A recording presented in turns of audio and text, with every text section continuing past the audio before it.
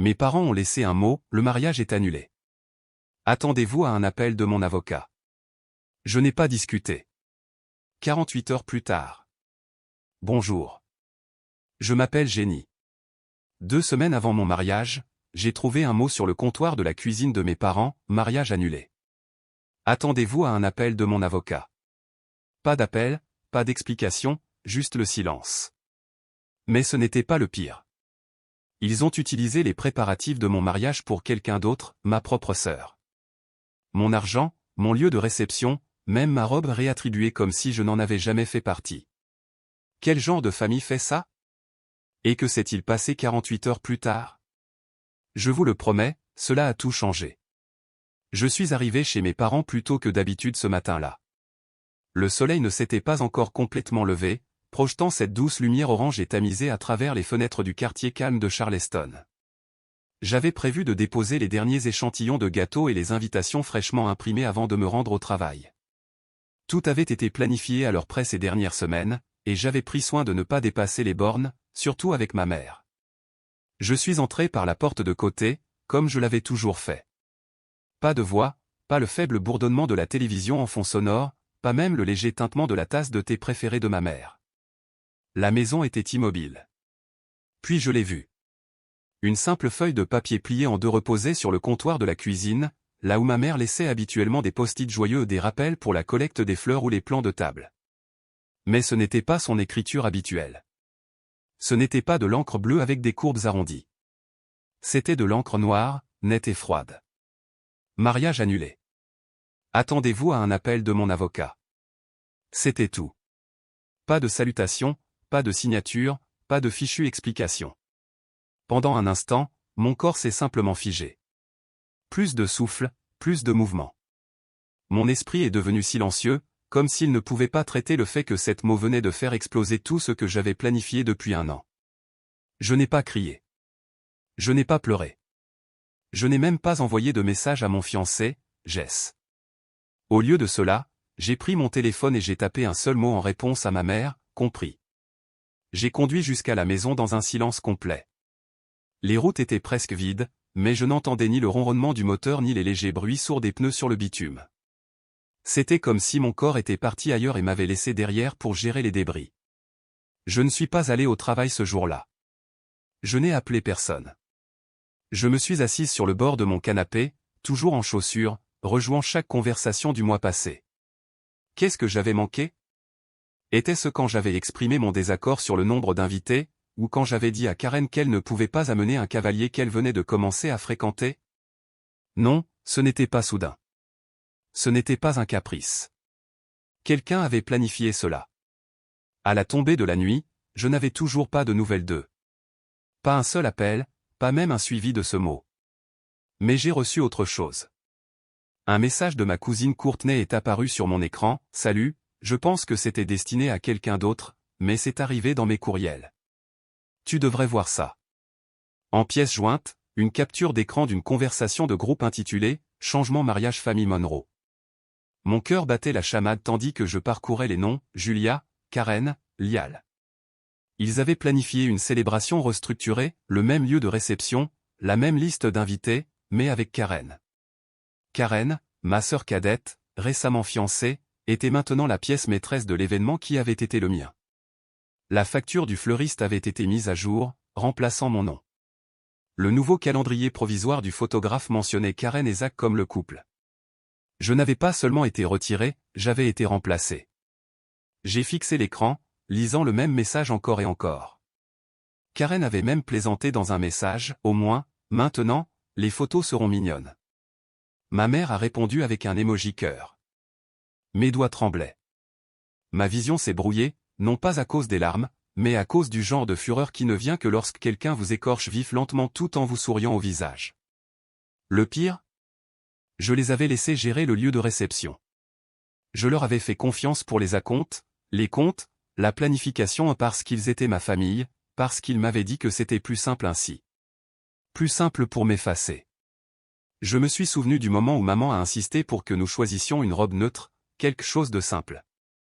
Elle avait dit, pour que tu n'éclipses pas la salle. Ou quand papa m'a dit qu'il s'occuperait du paiement final. Ne t'inquiète pas, ma chérie, on s'en occupe. Mais ça, ce n'était pas une question de coût. Ce n'était pas une question de préférence ou de logistique. C'était intentionnel. Ils ne m'ont pas seulement retiré le tapis sous les pieds, ils m'avaient enveloppé dedans et traîné hors de la porte tout en me remplaçant avec un sourire. Et ils ne pensaient pas que je me défendrais. Ils s'étaient trompés. Lourdement. J'ai ouvert un nouveau dossier sur mon ordinateur portable intitulé « Pour mémoire ». Capture d'écran, reçu, message. J'ai commencé à tout y glisser, un par un. Personne ne me croirait sans preuve, mais je ne faisais pas cela pour convaincre qui que ce soit. Je le faisais pour me protéger à partir de ce jour, car je comprenais maintenant quelque chose que j'aurais dû réaliser il y a longtemps, il n'avait jamais eu l'intention de partager la vedette avec moi. Je n'étais qu'un bouche-trou jusqu'à ce que quelqu'un de mieux se présente. Alors que je fixais ce dossier numérique qui commençait à se remplir de preuves, ma voix est sortie à peine plus fort qu'un souffle. Ils pensent que je ne me battrai pas. C'est la seule chose sur laquelle ils se sont trompés. Je ne suis pas toujours restée silencieuse. J'avais l'habitude de me défendre, jusqu'à ce qu'ils m'apprennent que ça n'en valait pas la peine. Au fil des ans, j'ai appris que se disputer avec des gens qui prétendaient que j'avais de l'importance seulement quand ils avaient besoin de quelque chose, c'était comme verser de l'eau dans un vase fissuré, inutile. Et maintenant, avec ce dossier qui se remplissait sur mon ordinateur portable, je restais assise, immobile, laissant les souvenirs dériver comme un brouillard sur les marais. 2 semaines avant que ce mot n'apparaisse sur le comptoir de la cuisine, j'avais un rendez-vous pour l'essayage de ma robe en ville. C'était dans la boutique sur laquelle Julia avait insisté, la même dont elle s'était vantée d'avoir fréquenté quand elle avait mon âge. J'étais nerveuse ce jour-là, non pas à cause de la robe mais parce que je savais que Julia ne viendrait pas. Elle avait déjà commencé à prendre ses distances, annulant des appels téléphoniques, manquant des réunions avec les fournisseurs. Mais je m'accrochais à la possibilité que peut-être ce moment nous rapprocherait à nouveau. Elle n'est pas venue, mais quelqu'un d'autre est venu. Karen. Elle est entrée nonchalamment en retard, un latte à la main, faussement surprise. « Oh, je ne savais pas que tu étais là aujourd'hui », dit-elle, affichant ce sourire répété que je l'avais vu utiliser avec les serveurs et les entraîneurs de gym. La propriétaire de la boutique avait l'air confuse. « Vous n'êtes pas la mariée. » Karen a ri comme si tout n'était qu'un grand malentendu. « Pas aujourd'hui, dit-elle. J'étais juste dans le coin et j'ai pensé jeter un œil. » Elle s'est assise sur le banc de velours et a commencé à faire défiler son téléphone. Je me souviens être resté là, à moitié dans ma robe, la fixant comme si elle venait d'entrer dans mon reflet. Quand je suis sorti de la cabine d'essayage pour me regarder dans le miroir, elle a pris une photo. « La lumière est parfaite ici », a-t-elle dit, sans même demander. J'aurais dû partir à ce moment-là. Le lendemain, la boutique m'a envoyé un courriel, retouche finale terminée selon les mesures mises à jour. Commande prête à être récupérée sous le nom de Karen Monroe. Ils avaient pris ma robe. Pas métaphoriquement. Littéralement. Mon nom ne figurait plus sur la facture, et la boutique a dit que c'était à la demande de la famille. La famille. Je n'ai pas répondu. Je suis juste resté assise à ma table de cuisine pendant des heures, les doigts enroulés autour d'une tasse de café qui a refroidi 2 fois. À un moment donné, j'ai ouvert l'Instagram de la boutique par habitude, et c'était là, un petit montage parfaitement soigné avec des mots-clics de feuilles d'automne et la légende, tellement heureuse pour Karen. Mariage d'automne parfait. Je l'ai regardé. Karen descendait l'allée dans ma robe, dans mon lieu de réception, avec mon quatuor à cordes jouant le même morceau que j'avais choisi pour mon entrée. Chaque image brillait comme une page de magazine. Julia et Lial rayonnaient de fierté. Ils trinquaient au champagne. Ils serraient Karen dans leurs bras comme si elle était le joyau de la couronne de la famille. Et pas une seule fois, mon nom n'a été mentionné. Pas un merci, pas une photo glissée dans un coin, pas même une identification sur les réseaux sociaux. Je n'étais même pas un fantôme à la fête. J'ai fixé l'écran dans un silence stupéfait. Les commentaires défilaient sous la vidéo comme des confettis, elle est radieuse. Julia a élevé une si belle mariée. Cette famille sait comment organiser un mariage. L'ironie a failli me faire rire. Cette nuit-là, j'ai attendu que l'appartement redevienne silencieux avant de prendre le téléphone. J'ai appelé Jess. Il était à Atlanta, en train de terminer un projet de dernière minute. Je ne lui avais pas encore parlé du mot, ni de la vidéo. Je voulais le protéger de ce désordre, mais je savais aussi qu'il avait le droit de savoir. Sa voix est arrivée sur la ligne, calme mais prudente. Jenny, je commençais à m'inquiéter. J'ai dégluti difficilement. Tu ne l'as pas encore vu, n'est-ce pas? Vu quoi? J'ai fait une pause. Laisse tomber. Juste, ils l'ont annulé. Mes parents m'ont laissé un mot. Quoi? Sa voix a baissé. Ils ont annulé notre mariage? Pas annulé, ai-je dit. Détourné. Ils l'ont donné à Karen. Il n'a pas parlé pendant un moment, puis, d'une voix égale, veux-tu les poursuivre en justice? J'ai inspiré lentement. Pas encore. Mais j'ai commencé à tout sauvegarder. Le fait de le dire à voix haute rendait la chose plus réelle. Cela m'a ancré. Jess n'a pas eu besoin de dire autre chose. Il a juste écouté, et à ce moment-là, j'étais reconnaissante pour un silence qui ne ressemblait pas à un rejet. Après avoir raccroché, je suis resté seul dans le salon, les lumières tamisées, juste moi et la douce lueur bleue de mon ordinateur portable. J'ai cliqué à nouveau sur le réel. Image par image, je l'ai regardé, Karen tourbillonnant sur la piste de danse dans la dentelle que j'avais payée, Julia portant les mains à sa poitrine, faisant semblant de pleurer, Lial trinquant avec Zach comme si rien au monde n'avait jamais été compliqué. Puis vint le toast. Julia se leva à la table d'honneur, le verre levé, la caméra captant chaque angle de ses yeux brillants. À la fille qui a rendu la famille fière, dit-elle. J'ai mis sur pause. Mon doigt planait au-dessus de la barre d'espace, mais je ne pouvais pas appuyer à nouveau. Cette seule phrase résonnait plus fort que le quatuor à cordes n'aurait jamais pu le faire. Je l'ai rembobiné, écouté à nouveau. Pas une fille, pas nos filles, juste la fille. Elle avait raison, cependant. Karen les avait rendus fiers parce qu'elle jouait le jeu. Elle gardait sa bouche fermée. Elle ne remettait jamais en question leur décision. Elle souriait quand ils lui disaient qui aimer, quoi porter, où aller. Je pensais que j'étais la rebelle, la déception, mais peut-être que tout ce que j'ai jamais fait de mal, c'est d'essayer de vivre une vie qu'ils ne pouvaient pas contrôler. J'ai fermé lentement l'ordinateur portable, le léger déclic du couvercle s'installant dans le silence. Ils pensent qu'ils m'ont effacé, ai-je murmuré, mais je suis la seule qui se souvient de tout. Mon ordinateur portable est resté fermé sur la table de la cuisine bien après que l'écran soit devenu noir. Je suis restée assise, immobile, entourée d'un silence qui n'était plus paisible. Il semblait chargé, comme le genre de silence qui attend de voir si vous allez enfin craquer. Je ne l'ai pas fait. Pas encore. Au lieu de cela, je me suis levé, je suis allé au tiroir que je touchais rarement, et j'ai sorti mon ancien téléphone, celui qui était fissuré et que j'avais arrêté d'utiliser après ma promotion.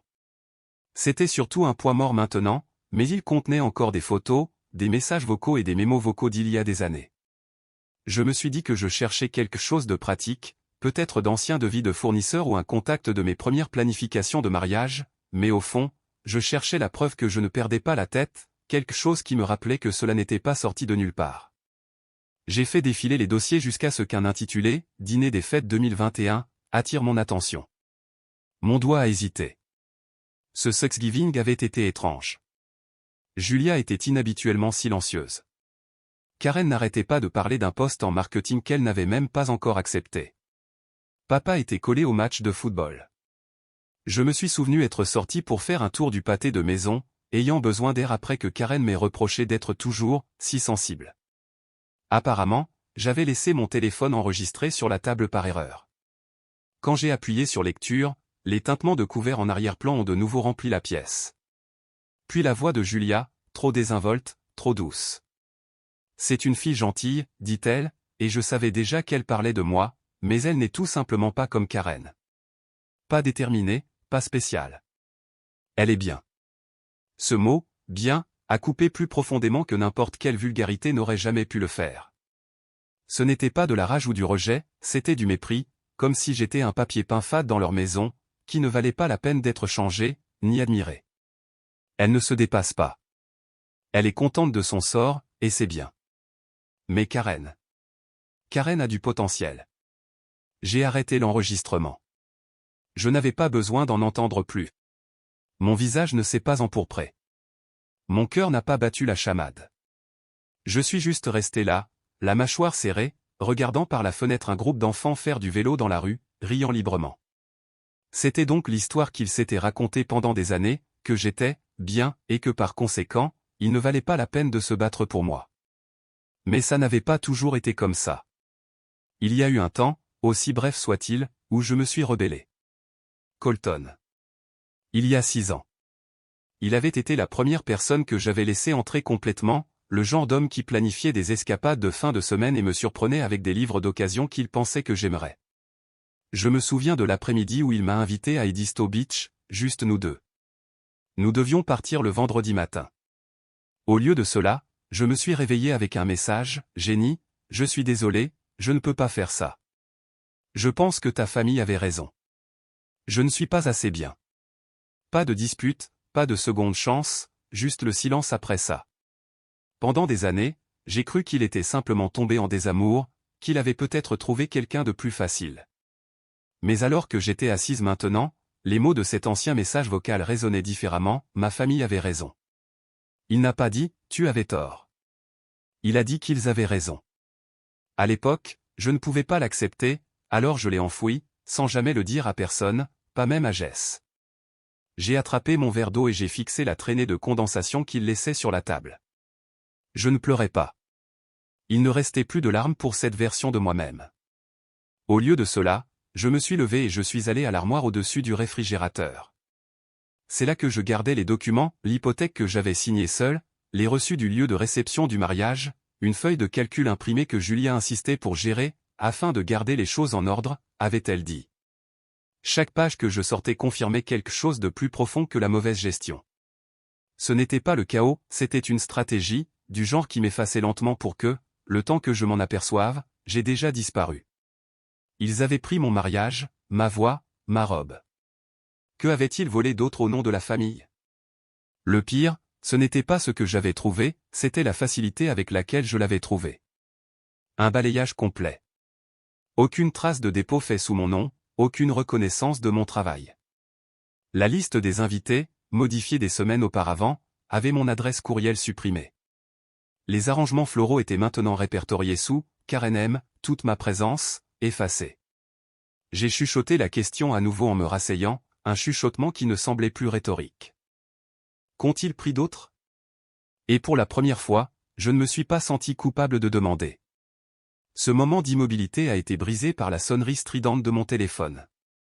Numéro inconnu. D'habitude, je l'ai laissé sonner, mais cette fois, quelque chose dans mes tripes m'a fait appuyer sur accepter. Jenny, demanda la voix, nerveuse, familière. Je n'ai pas répondu tout de suite. C'est Colton, dit-il. J'ai entendu parler de ton mariage, et j'ai pensé que tu devrais peut-être en savoir plus sur ce qui s'est passé à l'époque. La pièce a légèrement tourné, non pas par surprise, mais par reconnaissance. Ce n'était pas un fantôme qui revenait, c'était une pièce du puzzle que je n'avais jamais eu le droit de tenir. Je me suis penché en avant, appuyant la paume de ma main sur mon front.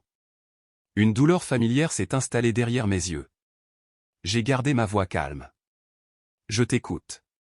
Colton n'a pas hésité. Une fois que j'ai dit que j'écoutais, elle m'a menacé, Jenny. Je ne savais pas quoi faire d'autre. Sa voix s'est brisée, mais je n'ai pas parlé. J'avais besoin de toute l'histoire, pas de réconfort. Elle ne m'a pas seulement dit de reculer. Elle a appelé mon bureau. Mon directeur a dit que j'étais impliqué avec quelqu'un qui avait une instabilité mentale, que tu étais émotionnellement fragile, que tu avais besoin de soins constants, et que notre relation affectait ta santé. Que j'y contribuais. J'ai saisi le bord du comptoir de la cuisine, me stabilisant. Mes jointures me faisaient mal à force de serrer le téléphone. Je n'ai rien dit, mais à l'intérieur, quelque chose s'est effondré. Pas comme un bâtiment qui tombe, mais plutôt comme un barrage qui se fissure silencieusement, morceau par morceau, jusqu'à ce que l'inondation devienne imparable.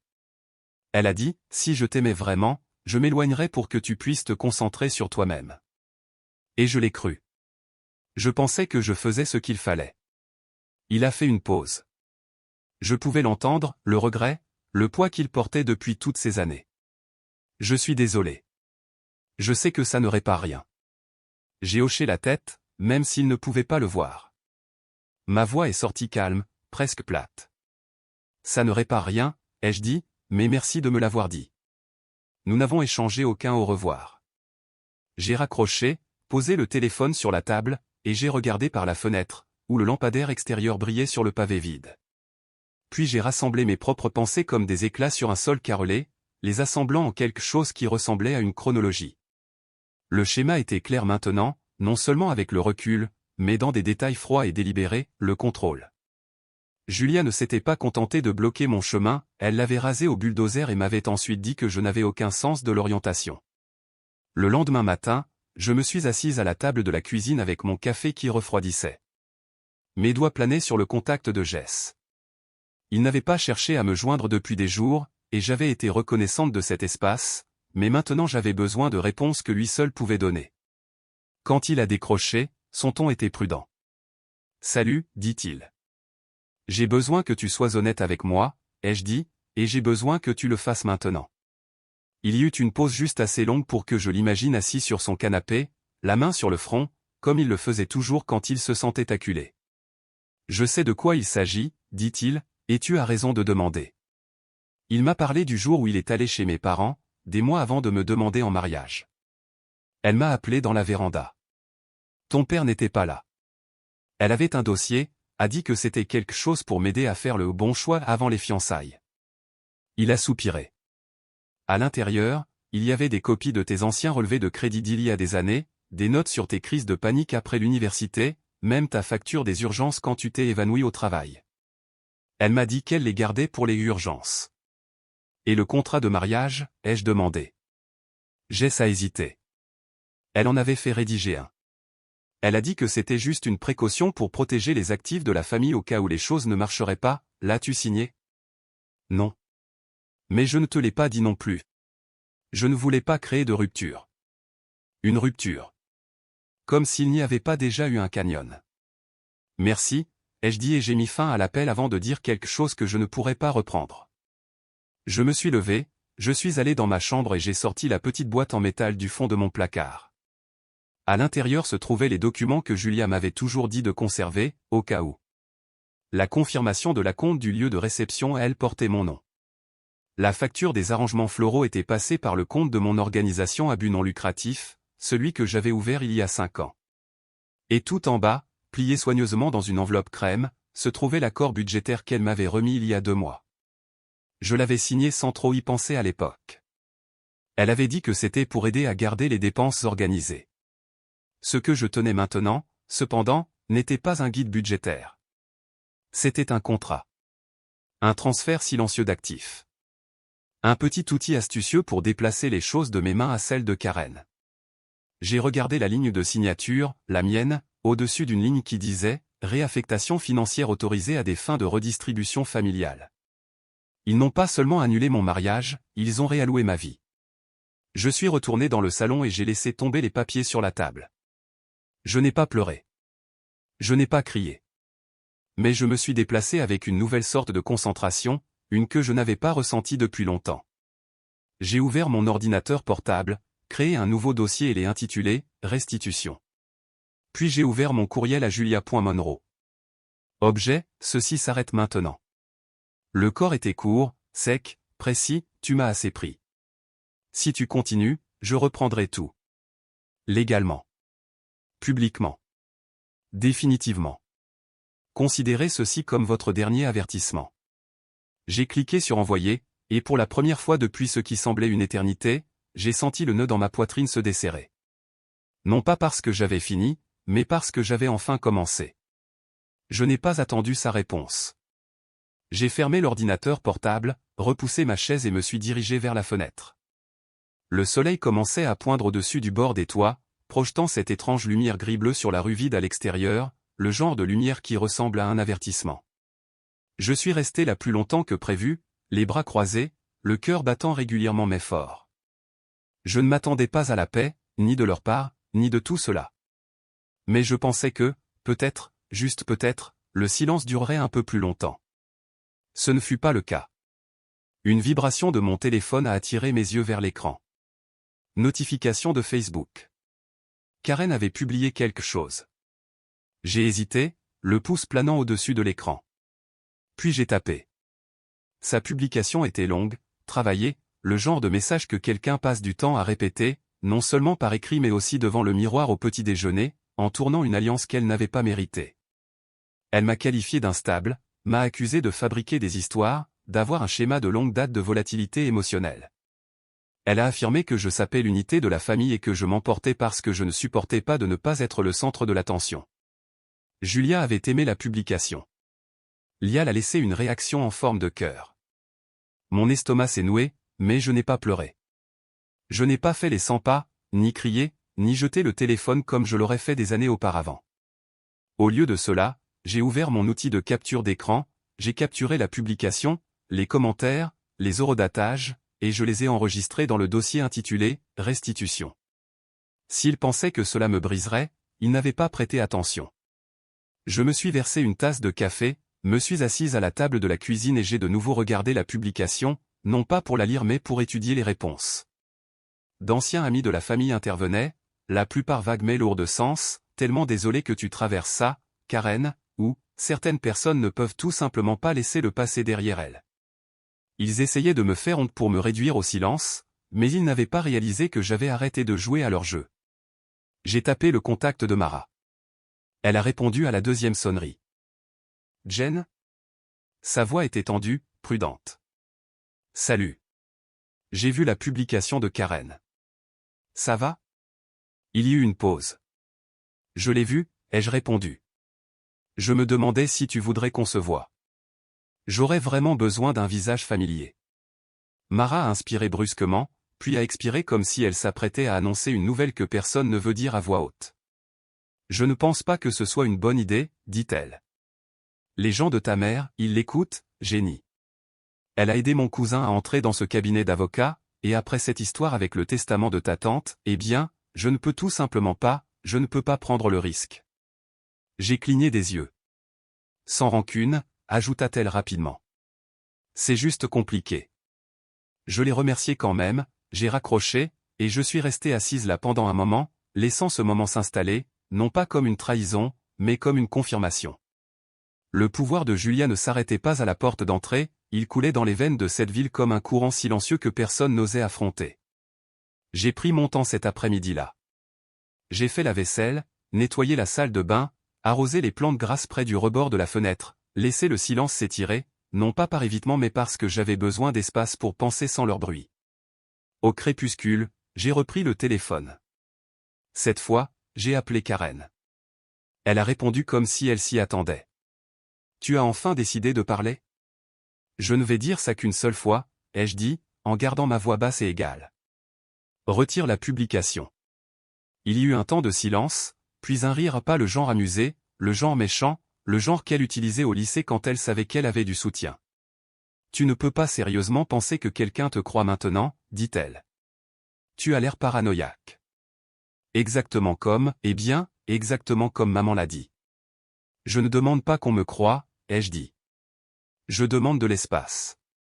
Si tu continues comme ça, je ne resterai pas silencieuse. Et je ne me contenterai pas de me défendre, je démantèlerai chaque version de cette famille à laquelle tu t'accroches. Est-ce une menace, lança-t-elle. Non, ai-je dit. C'est une limite. La différence, c'est que je respecterai la mienne. Que tu respectes la tienne ou non, c'est à toi de décider. J'ai mis fin à l'appel avant qu'elle ne puisse répondre. 2 heures plus tard, alors que le ciel s'assombrissait en une douce brume violette, on a frappé à ma porte. Je n'attendais personne. J'ai regardé par le Judas. Un homme en uniforme, tenant une enveloppe. Livraison par coursier pour Jenny Monroe. J'ai signé, les remercié et j'ai fermé la porte. L'enveloppe était lourde, le papier épais. Je me suis assise sur le canapé, j'ai glissé un doigt sous le seau et j'ai sorti un document soigneusement plié. Avis légal de révocation. Révocation de bénéficiaire. Le langage était formel, froid, en point. À compter de cette date, Jenny Monroe est par la présente retirée de toutes les considérations successorales familiales, y compris les biens immobiliers, les fiducies financières et les actifs personnels gérés par la fiducie familiale Monroe. Aucune raison n'était mentionnée. En bas, d'une encre nette et inclinée, se trouvait une seule ligne de conclusion, à partir de maintenant, vous n'êtes plus considéré comme faisant partie de l'avenir de cette famille. Je l'ai regardé fixement, n'ai senti aucune bouffée de chaleur, aucune bile au fond de ma gorge, juste une longue et lente expiration quittant ma poitrine. J'ai plié le papier soigneusement, les posé sur la table à côté des captures d'écran, puis je me suis levé et je me suis dirigé vers mon bureau. Ils pensaient qu'ils m'avaient enterré, mais tout ce qu'ils avaient fait, c'était de tracer une ligne, et pour la première fois de ma vie, j'étais prête à la franchir. Je ne me suis pas assise tout de suite. Mes jambes m'ont porté jusqu'à l'armoire de l'autre côté de la pièce, celle que j'avais évité d'ouvrir depuis l'hiver dernier. Sur l'étagère du haut, derrière une pile de vieilles cartes de vœux et de bougies parfumées non ouvertes, se trouvait un classeur noir usé et un disque dur intitulé « Finance, sauvegarde ». Je les ai posés tous les deux sur la table de la cuisine et j'ai ouvert mon ordinateur portable. Il y avait deux versions de moi-même stockées dans cette feuille de calcul, la femme qu'il voyait est dispersée, peu concentrée, toujours un pas en arrière et la femme qu'il ne voyait pas, méticuleuse, préparée, silencieuse, parce qu'elle savait que les chiffres n'avaient jamais besoin de crier. Il m'a fallu près de 3 heures pour tout passer en revue, ligne par ligne. J'ai revisité chaque transaction Venmo que Karen avait demandé avec le mot « urgent », chaque traite bancaire où j'avais couvert leurs charges, juste jusqu'à ce que le bonus de papa arrive, chaque reçu de fleuriste du lieu de réception qu'il prétendait que je n'avais pas payé. Quand j'ai eu fini, le total s'élevait à un peu plus de 38 000 $. J'ai imprimé les pages, les ai glissées dans des pochettes en plastique et j'ai rempli le classeur. Puis je l'ai étiqueté « Grand livre des comptes ». Je ne construisais pas un dossier, je construisais un mur qu'il ne pourrait pas prétendre ne pas voir. Vers midi le lendemain, je suis sorti pour une promenade juste pour me vider la tête. Je n'ai pas fait 2 pâtés de maison avant que mon téléphone ne vibre. Échec de connexion, dossier Dropbox partagé et planification famille Monroe. Une autre vibration a suivi. Accès révoqué, compte bancaire joint. Je me suis arrêté net. Le trottoir semblait plus étroit, d'une certaine manière. Le monde n'a pas basculé, il s'est juste clarifié. J'ai appelé la banque immédiatement, appuyant sur 0 jusqu'à ce que j'ai un humain en ligne. Je dois confirmer une activité sur un compte que je co-gérais, ai-je dit, donnant les détails platement. L'agent a consulté le dossier. Il y a eu un changement soumis la nuit dernière. Un formulaire de procuration de Monsieur Lial Monroe, révoquant votre copropriété. A-t-il été notarié? Oui, madame. Alors vous aurez besoin de voir mon dossier, ai-je dit. Je vous envoie des documents maintenant. Jusqu'à ce que vous régliez cela, gelez le compte. Cet argent est en litige. Elle a hésité, mais mon ton non. En 20 minutes, le gel a été confirmé. Je n'ai pas ressenti de triomphe. J'ai ressenti quelque chose de plus vif, comme remettre en place un os qui avait mal guéri et le faire enfin craquer pour qu'il se replace correctement. De retour à la maison, j'ai créé un autre dossier, l'ai intitulé « En cas de déni public ». J'y ai mis tout ce qui prouvait que ma version de cette histoire n'était pas une narration, c'était une chronologie. Des messages textes de Karen promettant un remboursement, des fiches de courriel avec Julia discutant des coûts partagés, des contrats numériques signés sous mon nom pour des services de réception maintenant crédités à eux. Je ne prévoyais pas de les publier, mais je voulais qu'ils soient prêts. Des gens comme ma famille ne craignaient pas la confrontation, ils craignaient d'être démasqués, non pas avec des émotions, mais avec des reçus. Et c'était la seule chose que j'avais toujours gardée. J'ai fermé l'ordinateur portable, me suis levé et j'ai préparé du thé. Le geste était simple, banal même, mais il m'a stabilisé. Mes mains ne tremblaient pas en versant. Mon souffle ne s'est pas coupé quand je me suis rassise. Je n'attendais plus qu'ils arrangent les choses. Je n'attendais même plus la justice. Je posais les fondations. À 20h17, mon téléphone a sonné. C'était un numéro inconnu, mais j'ai reconnu l'indicatif régional, le bureau de mon ancien banquier. J'ai répondu à la deuxième sonnerie. Madame Monroe? Oui. C'est Allison de MC Alisté Financial. Je pense qu'il serait préférable que vous veniez demain. Nous avons reçu un document ce matin. Il porte votre signature, mais quelque chose ne me semblait pas normal. Quel genre de document? Il fait référence à une réaffectation de propriété, un transfert partiel de titres sur une maison sous l'égide de la famille Monroe. Nous l'avons signalé parce que votre dossier existant ne montre aucune autorisation préalable. Ma poitrine ne s'est pas serrée. Ma voix ne s'est pas élevée. L'avez-vous toujours? Oui. Gardez-le en sécurité. Je serai là à 9h. Elle a fait une pause. Vous voudrez apporter tout document légal qui contredit ce que nous avons reçu. J'ai regardé le classeur posé sur la table de ma cuisine. J'en ai plein. Après l'appel, j'ai éteint toutes les lumières sauf une au-dessus de l'évier. Je suis resté là un moment, l'allure attrapant le bord de la tranche du classeur. Il m'avait appris à être poli, à ne pas élever la voix, à m'excuser même quand je n'avais pas tort. Mais il ne m'avait jamais appris quoi faire quand je cessais de me soucier de ce qu'ils pensaient. Et maintenant? Maintenant, ils avaient choisi la mauvaise chose à falsifier. Le matin s'est levé avec un frisson qui ne venait pas de la météo. Le bruit de mes chaussures résonnait dans le hall du bureau, étouffé par la moquette épaisse, mais mes pas étaient précis. J'avais porté du bleu marine, sobre, professionnel, passe-partout. Je n'avais pas besoin de me faire remarquer aujourd'hui, j'avais besoin de me tenir droite. À 9h26, notre réception a sonné. Jenny a appelé Sharon, la réceptionniste, à travers l'espace ouvert, il y a une livraison pour vous. Je me suis tourné vers elle juste au moment où un homme en blazer gris est apparu, tenant un tube à documents et un porte-bloc. Jenny Monroe, a-t-il demandé, l'expression neutre. J'ai hoché la tête. Vous recevez cette assignation.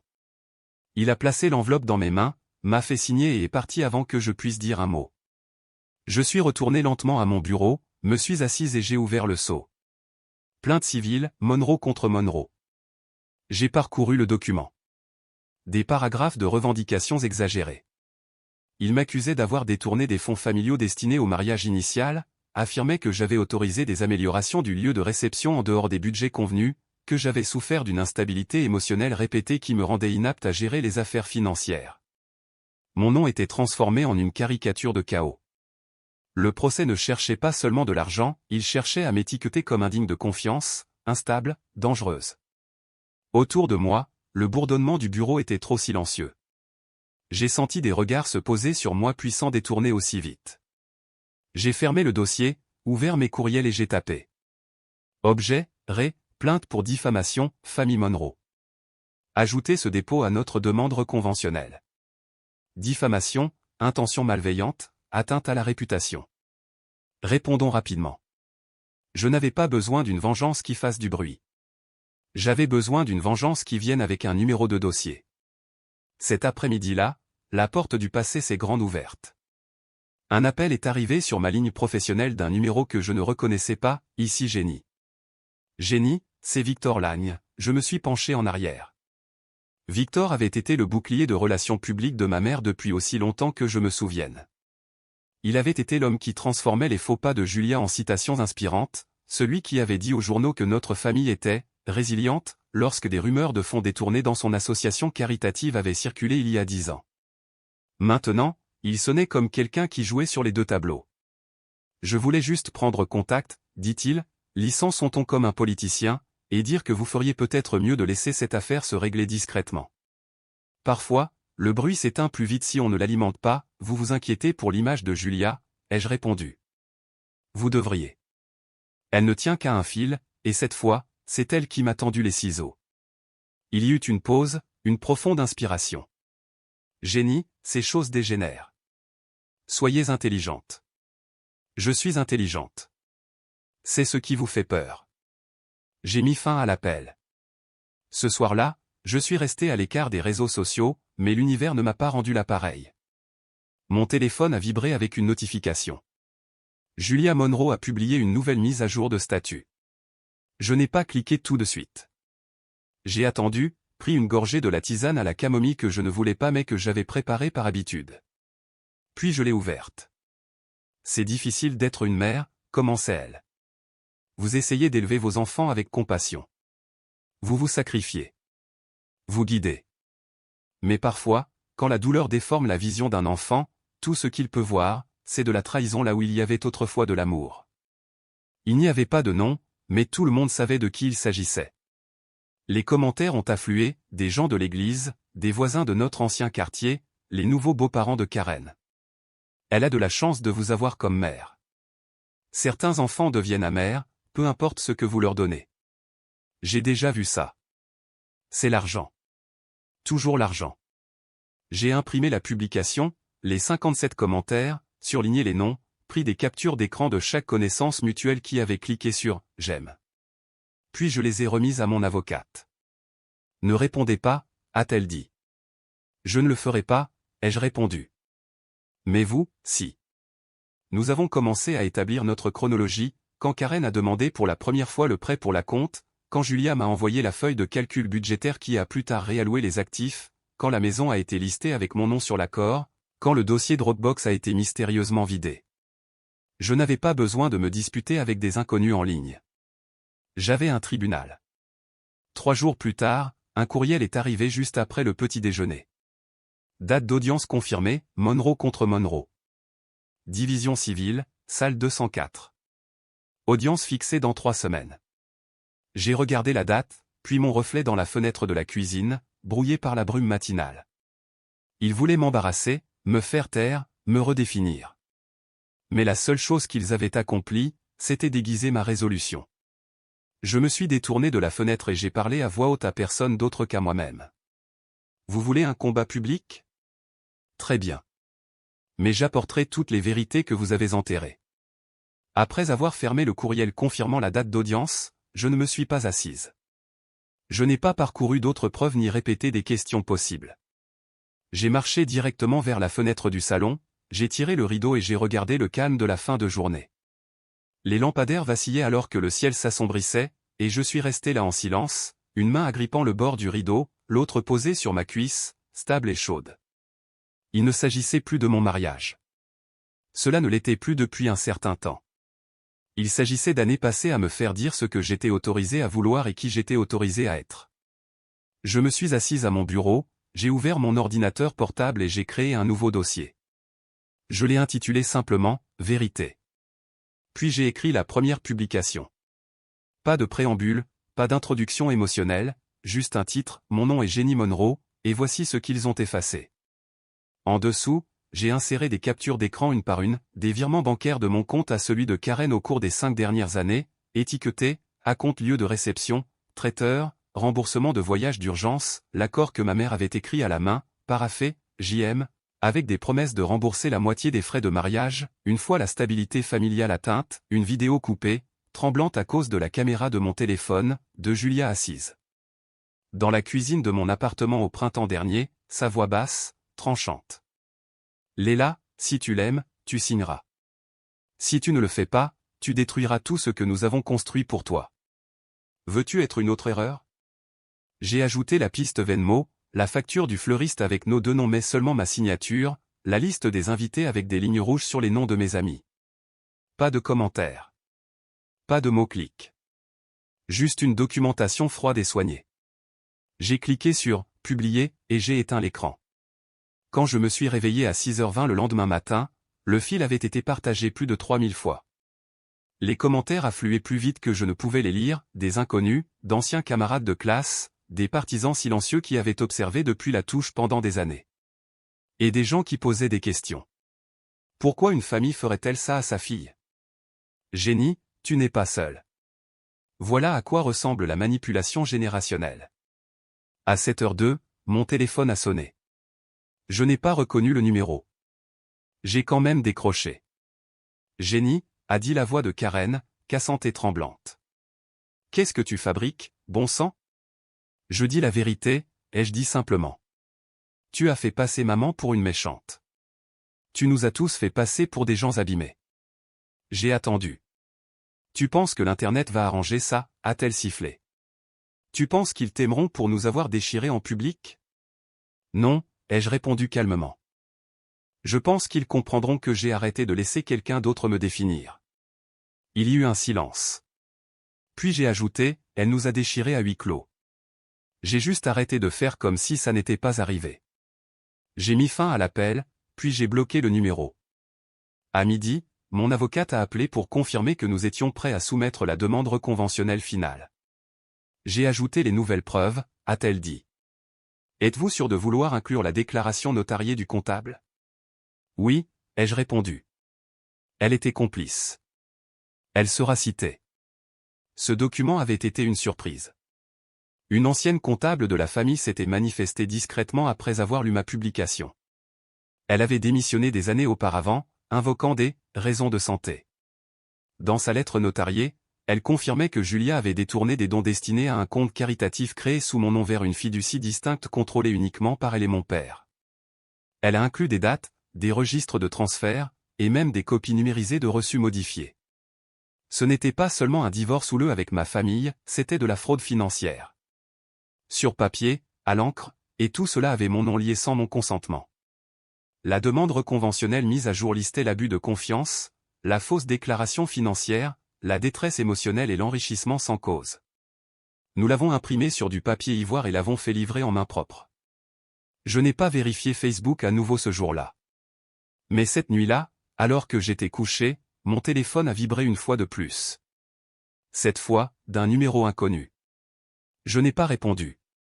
Au lieu de cela, j'ai ouvert le dossier des captures d'écran et je les ai fait défiler, une par une, jusqu'à ce que ma respiration se régularise.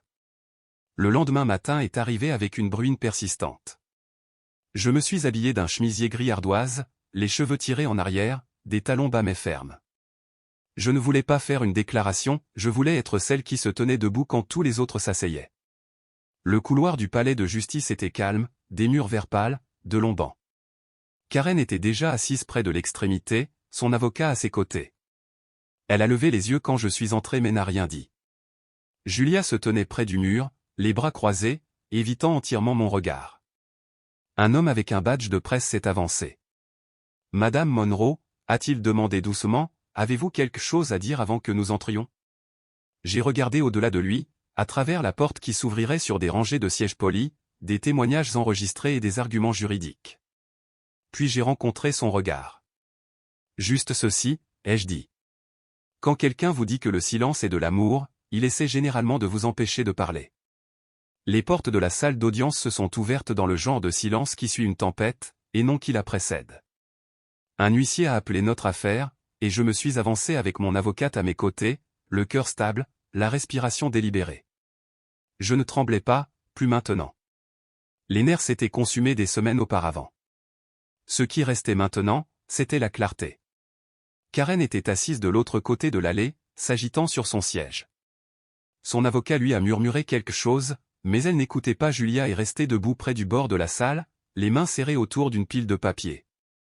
Lial était là aussi, bien qu'il semblât plus une figure de décor qu'un participant. Il a évité mon regard tout le temps. La juge, une femme plus âgée aux cheveux tirés en un chignon serré et à la voix qui ne tolérait aucune posture, a demandé aux deux parties de garder leurs émotions hors de leur présentation. Ce n'est pas une émission de télé-réalité, dit-elle sans détour. C'est un tribunal civil. Des faits, s'il vous plaît. J'ai laissé mon avocate faire la plupart des interventions, contrats, transferts, conversations enregistrées. Nous avons tout soumis. Quand ce fut leur tour, la partie de Julia a tenté d'argumenter l'instabilité émotionnelle, ce à quoi la juge a haussé un sourcil et a demandé une documentation clinique. Aucune n'a été fournie. À la fin, il n'y a pas eu de coup de marteau retentissant, pas de halètement dramatique. La décision était mesurée, des audits indépendants devaient être menés, Jenny Monroe se voyait accorder une autorité légale temporaire sur les fonds contestés, et toutes les questions de propriété restantes devaient être résolues par une médiation civile. Quand ce fut terminé, Julia n'a pas parlé. Karen est sortie en trombe. Lial l'a suivi sans se retourner. Je n'ai pas souri. Ce n'était pas le but. Il ne s'agissait pas de sortir victorieuse. Il s'agissait de se tenir enfin debout. 2 semaines se sont écoulées avant que je ne retourne à la maison des Monroe, ce qui était autrefois mon foyer. Je suis arrivé à l'improviste, en milieu d'après-midi, tenant un dossier manie avec les documents de règlement final et le formulaire de renonciation retirant mon nom de l'acte de propriété. La porte d'entrée n'était pas verrouillée. Je suis entré, mes talons feutrés sur le parquet. Le couloir sentait la même chose, lavande et cire pour meubles, mais il ne me semblait plus m'appartenir. J'ai fait une pause dans la cuisine, j'ai passé ma main sur le bord du comptoir où j'aidais autrefois à faire des tartes pour Thanksgiving. Je suis passé devant l'escalier où je m'asseyais autrefois pendant les disputes au lycée. Je me suis tenu à l'embrasure de mon ancienne chambre et j'ai à peine reconnu la fille qui pleurait dans son oreiller chaque fois que sa mère lui disait « Tu es tout simplement trop ». Rien n'avait changé. Tout avait changé. J'ai posé le dossier sur la table de la cuisine. Puis j'ai sorti mes anciennes clés de la poche de mon manteau, je les ai posées doucement dessus. Je n'ai pas frappé. Je n'ai pas attendu que quelqu'un me trouve. Je suis juste sorti et j'ai laissé la porte se refermer derrière moi. Quelques jours plus tard, une enveloppe blanche ordinaire est arrivée à mon appartement. Pas d'adresse de retour. À l'intérieur se trouvait un chèque personnel. Le mémo indiquait « Remboursement pour la robe, le lieu de réception et les dommages émotionnels ». Le montant, 31 320 $, une correspondance exacte avec ce que j'avais totalisé dans l'une de mes premières feuilles de calcul. Pas de mots, pas d'excuses, juste le chèque. Je ne l'ai pas encaissé. Je l'ai encadré. Sous le verre, sur une petite plaque de laiton, j'ai fait graver « la preuve qu'il savait ». Cela ne m'a pas rendu entière, mais cela m'a dit que je n'avais rien imaginé de tout cela. Une autre semaine s'est écoulée avant que je n'aie de nouveau des nouvelles de Mara.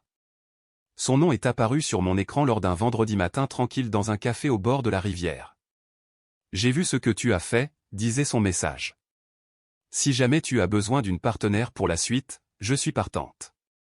J'ai pris une gorgée de mon café, regardant un couple de canards glisser à la surface de l'eau. Mon ordinateur portable était ouvert, le curseur clignotant sur un nouveau document intitulé « Monroe et Wells, plaidoyer et planification juridique pour les femmes en crise ». L'idée germait depuis le palais de justice, car pour chaque femme comme moi qui a trouvé son chemin à travers le bruit, il y en avait 10 autres encore coincées dedans, se demandant si elles étaient le problème. J'ai posé ma tasse, j'ai tapé la première phrase de l'énoncé de mission, puis je me suis arrêté pour la relire à voix haute. La liberté n'est pas bruyante, ai-je murmuré.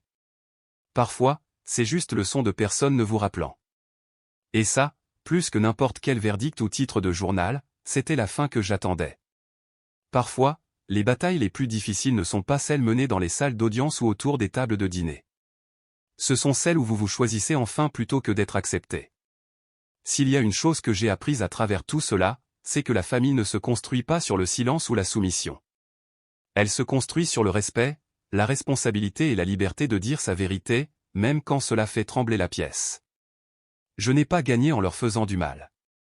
J'ai gagné en m'éloignant, en me réappropriant les parties de moi qu'ils ont essayé de réécrire. Et peut-être que c'est la vraie leçon ici. La conclusion ne ressemble pas toujours à la justice rendue dans les gros titres. Parfois, c'est juste la paix et un matin tranquille où personne n'essaie plus de contrôler votre vie. Et vous?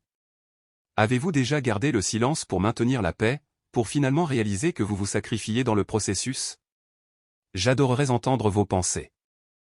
Si cette histoire a résonné en vous, laissez un dans les commentaires ou dites-moi d'où vous regardez. Et si elle ne vous a pas plu, dites-moi pourquoi. Je suis là pour écouter. Si vous souhaitez entendre plus d'histoires comme celle-ci réelles, brutes et profondément humaines, assurez-vous de vous abonner à la chaîne pour ne pas manquer la suite. Vous méritez d'être entendu. Poursuivons la conversation.